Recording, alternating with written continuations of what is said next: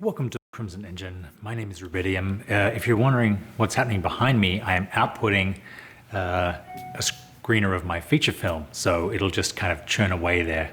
And I'll have another video about that. Yes, the film is pretty much finished. So now the next process of getting it sold and distributed begins. But today I wanted to talk about shooting films without a script. There are very few things that give me more anxiety than showing up to set and not knowing what you're shooting, how to do what you're going to do, not knowing if you have what you need. I have nightmares about this every time I go to set, but I've traditionally stayed pretty scheduled, had a script, had people rehearse it, agreed upon the lines, learned it, planned it, even storyboarded and gone to set knowing exactly what I needed to get that day. So it really surprises me when I read about films that either started shooting with no script at all, or basically threw the script out once they started and just kept writing the next day's scenes the night before. Apocalypse Now did this very famously. Wong Kar-wai, one of my favorite filmmakers, who did Mood for Love and 2046. This is his methodology. This is his MO. This is how he makes films. Terrence Malick often works without a script, things like Tree of Life and A New World. Even the first Iron Man film, they had an outline when they started and they kind of improvised, found their way as they were going. And that film launched cinema's biggest franchise, the Marvel Universe, with an average box office of almost $1 billion. So they created the template for the Marvel movies by, flying by the seat of their pants, which is unbelievable. So today I want to talk about how they do that, why would they do that, and who would be dumb enough to pay for a film without a script that is going to get made up as they go.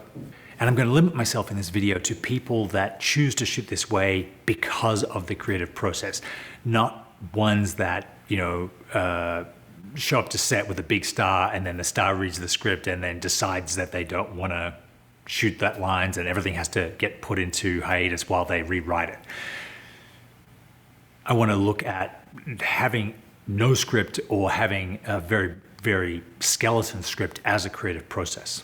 So my understanding of this scriptless process is similar to how people work with that storyboards, which actually happens far more often. It's not because directors can't afford storyboards or they don't want to do them. It's because they want to be free to react to what's in front of them on the day. And they don't want to be constrained by an idea or concept of the scene that they had 6 months before it was cast, before it was rehearsed, before locations were found or sets were built. They want to come with a fresh mind and take advantage of the opportunities that are presented when they're on set. Say you're driving across America from California to Vermont, which I did last year. You can choose to book every single hotel along the way before you leave, or you can book just the first couple of nights and then be free to, follow the roads that look interesting, be free to spend a couple of nights here, or to just keep driving and get to the next thing that you want to get to. If you have all your hotels booked, like you have a preset script, you're locked in to that, even though you may see all these other interesting places and opportunities and things along the way. Now, yes, it is a little more stressful to kind of fly by the seat of your pants and book nights as you go, but you can also take advantage of the kind of local knowledge, talking to people who are around, or talking to other travelers, or asking people at the gas station, what you should see. It is so difficult to plan a great trip. Think of a film that gets shot over 3 months, to have to commit to every single scene along the way before you've really got to know the characters as the actors are going to embody them and understand the dynamic that's going to form between the actors when they're in character. As you work with the actors and crew, you discover the dynamics, what works and what doesn't work, who has chemistry and who doesn't, and then you go home or go back to your studio that night and write a scene for the next day, and then you send it to the actors. They learn it that night or the next morning while they're in makeup, and then they partly improvise, partly follow the scene, and then you repeat that process day after day. Yes, this takes a lot longer to shoot a script like this or to shoot a film like this, but it tends to make films that are unlike any other. It tends to make more artistic films, more interesting films, films that don't follow the typical formula, and as a result, films that can be more popular. You do need to work with really good actors, people that can, get their head around lines very quickly, people that can improvise really well. But this type of filming tends to bring out the best in those actors and give you fantastic performances. It's the same with the camera work. When you're not shooting typical coverage, meaning, a master, wide, two-shot, singles over the shoulders, you're not sticking to that formula, you're free to explore new ideas, to try different things, and a film can look totally distinctive. You get to set, you see what's happening, and then you create coverage that's based on that. Now, this is very slow work. Apocalypse Now shot for over 200 days for a 186-minute film. That means a crew of 100 people showed up 12 hours a day and got less than a minute of the film on average. Wong Kar-wai shoots for over a year on some of his films. Actors kept getting called back for reshoots, so much that Maggie Cheung said 2046 was like a cold she just couldn't get rid of. It isn't, though. There isn't a script. There's usually an outline and an arc, but they're just rewriting as they go. Every night the actors get the pages for the next day. So you do need deep pockets because you can't really say when you start how long it's going to take. You need a very big margin of safety to shoot this way. So who would pay for that? Well, financiers tend to pay for these films because the directors who make them have already shown that they're great storytellers and that they have some niche appeal. Producers know they're going to get something unique, and if they can manage the process, they can end up with a film that's going to get watched over and over, like Apocalypse Now. Yes, it was $30 million. It was probably twice or three times what it would have cost to shoot a tightly scripted film, but it's still being watched 40 years later, 50 years later, whereas other films of the era kind of just came and went. Another thing that these type of art movies are good for is star power, because actors who have plenty of money might not have an award or might not be thought of as great actors. They want the award potential that comes from starring in films like this.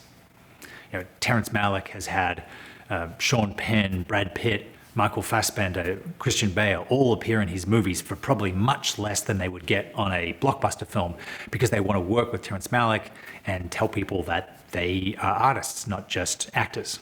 Another reason is that these films are actually comparatively cheap to make because there's no big budget special effects. They usually have very small, dedicated crews that believe in what they're doing and are prepared to basically work for months and months, less than their usual pay that would get paid on, say, a Marvel movie, because they want the experience of being involved in the creative process. If you're interested in trying to make a film like this, and I certainly plan on doing this, is getting a couple of actors and improvise a scene. Take the footage that you got from the scene, take it home, cut it together and see how it works, and then write another scene based on the improvisation.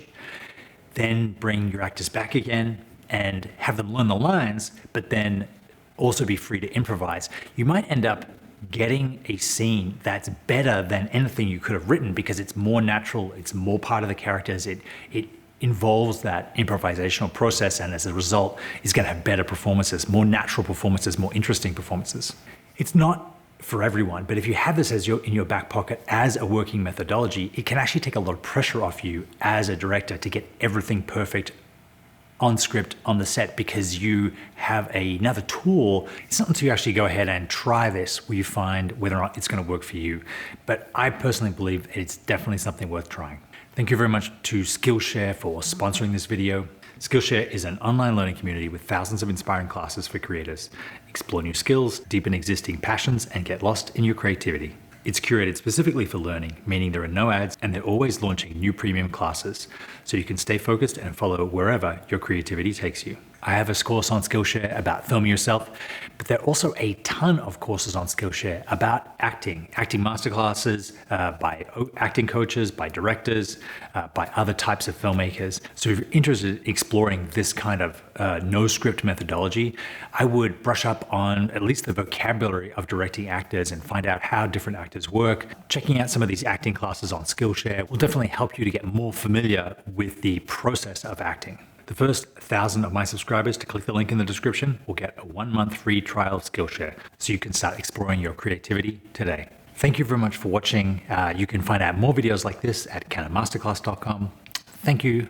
Links to my gear are in the description, and I will see you next time.